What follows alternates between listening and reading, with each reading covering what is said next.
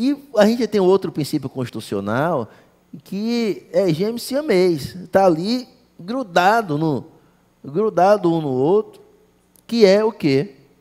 A ampla defesa.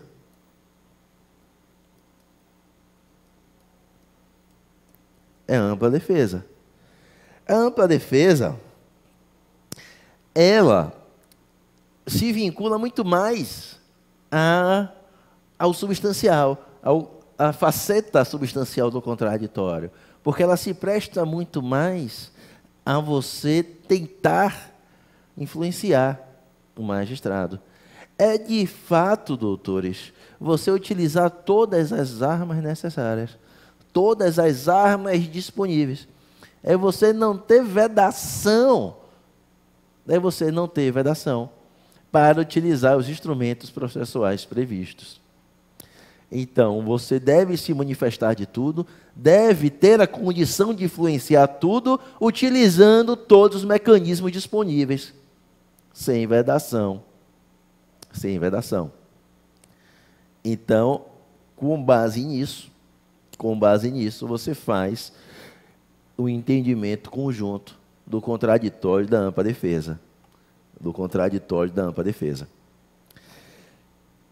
Pronto. Partindo para o próximo, falando sobre duração razoável do processo.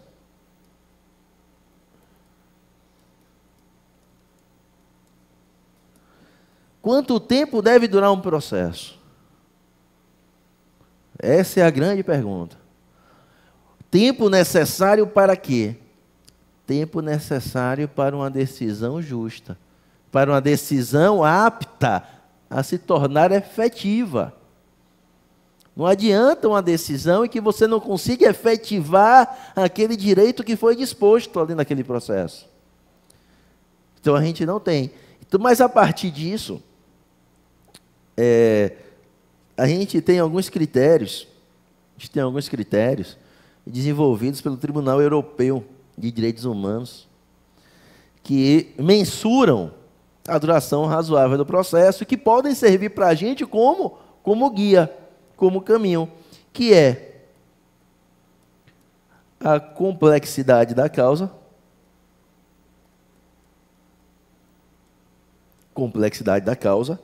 estrutura do judiciário, comportamento das partes,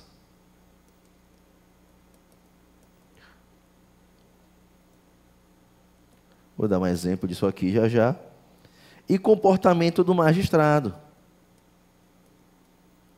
e comportamento do julgador. Doutores, complexidade da causa é fácil da gente entender. Estrutura do judiciário a gente vive no dia a dia, né? Mas o comportamento das partes é algo que a gente deve chamar a atenção.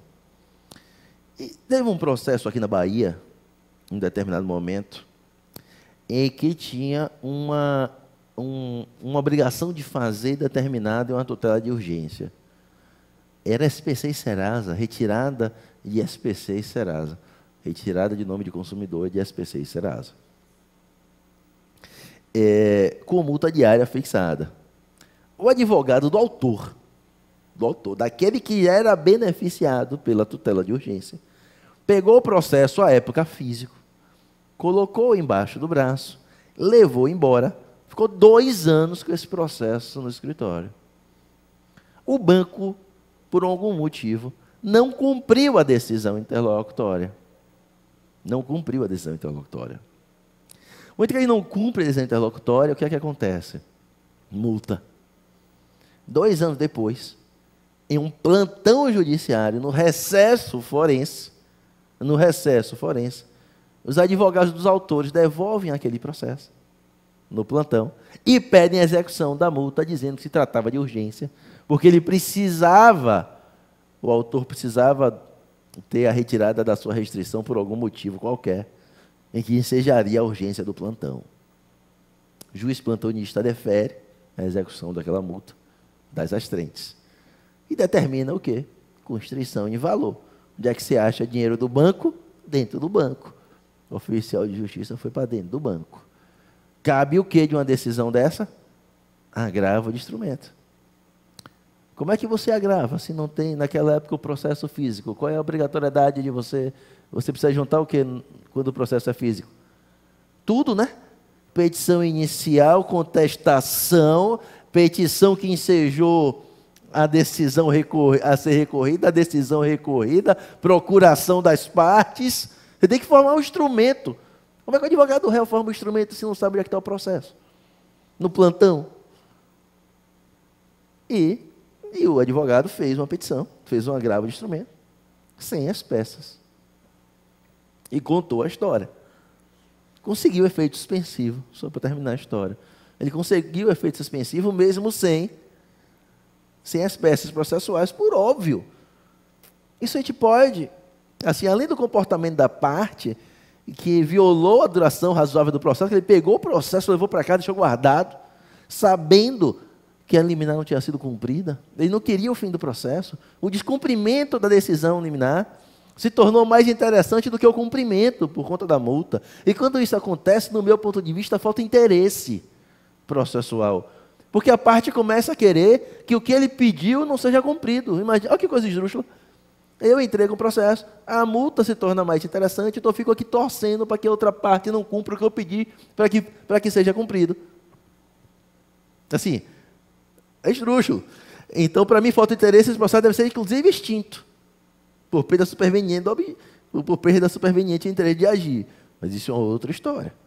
Mas, de fato, aqui era você provar, além da violação ao princípio constitucional, da duração razoável do processo, você feriu o quê? Nessa situação também, a boa-fé processual. O nome disso é venire contra factum próprio. Se eu falar de boa-fé, eu vou trazer outros exemplos de venire. É você conduzir o processo de forma contrária ao que, de fato, você almeja. Você poderia ter informado ao juiz o descumprimento, logo no primeiro mês, e não o fez.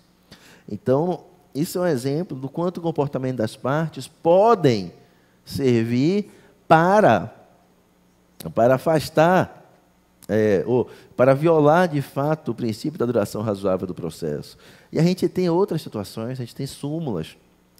A gente tem súmulas do STJ que fala de prescrição em execução fiscal, por exemplo.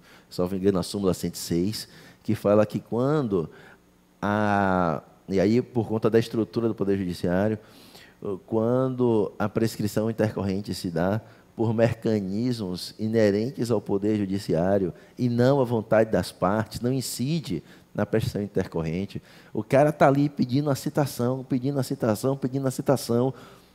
e o cartório não procede à citação, não expede o mandado, o oficial de justiça não cumpre, e o advogado está ali pedindo, ou seja, o processo está parado, não é porque o advogado não pede, porque a máquina judiciária não está funcionando naquele momento. Então, não, isso acontece na Suíça. Então, o que é que o STJ fala? Você afasta a prescrição.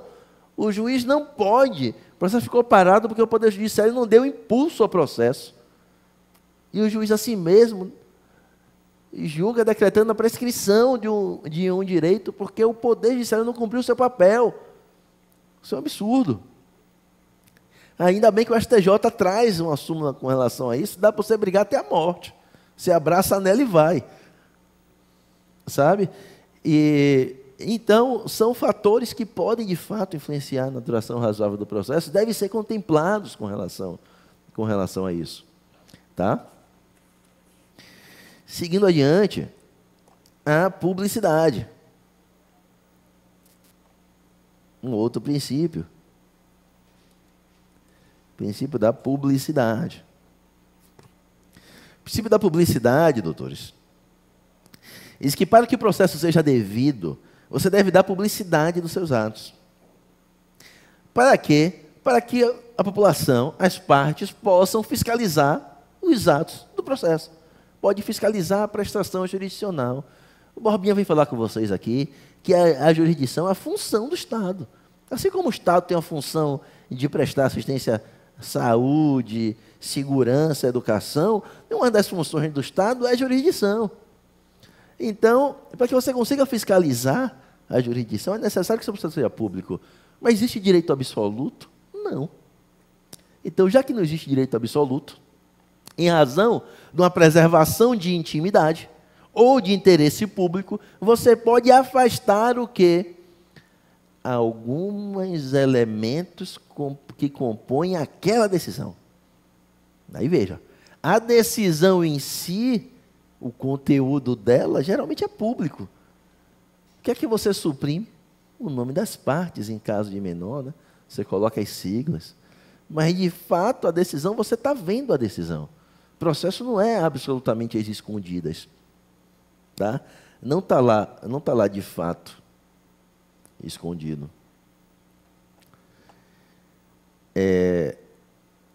Eu coloquei depois da publicidade, eu coloquei fundamentação.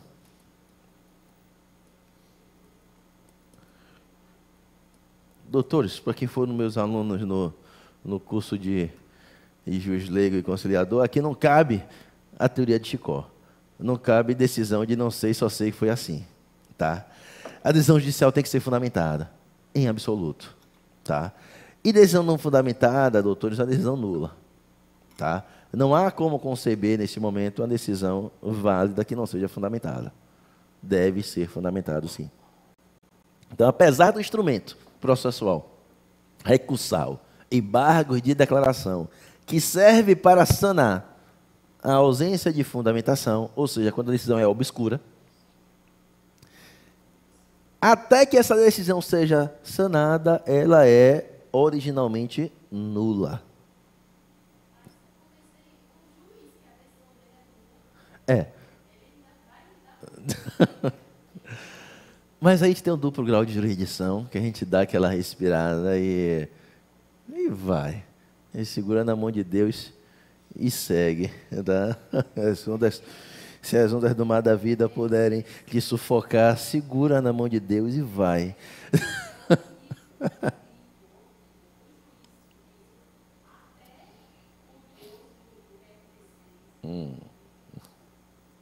É difícil, não estou dizendo que é fácil, não.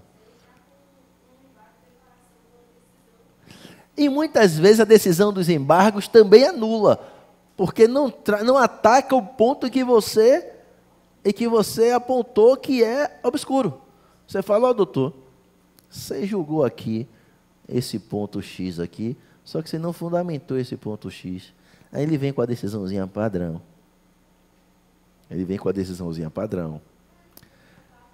O que é embargo de declaração serve para isso e não é o caso, ponto. E que serve para isso e que não é o caso, não fundamenta nada, porque você não adentra na discussão. Assim, eu já vi muita coisa nessa vida. Eu já vi uma caixa de decisão de embargo de declaração. Eu não vou dizer o santo nem com o revólver na cabeça. Mas eu já vi uma caixa de embargo de declaração em que alguém gritava de lá, fulano, julga aí uns embargos de declaração. O pessoal botava a mão na caixa, puxava botava o número do processo, dentro do processo e estava julgado. Vamos para frente. É assim, tá? Então vamos lá. A fundamentação deve ser, tá? Mais um expresso. Naquele quadro que eu coloquei dos expressos, coloque lá isonomia. Acho que eu não coloquei, não. Isonomia.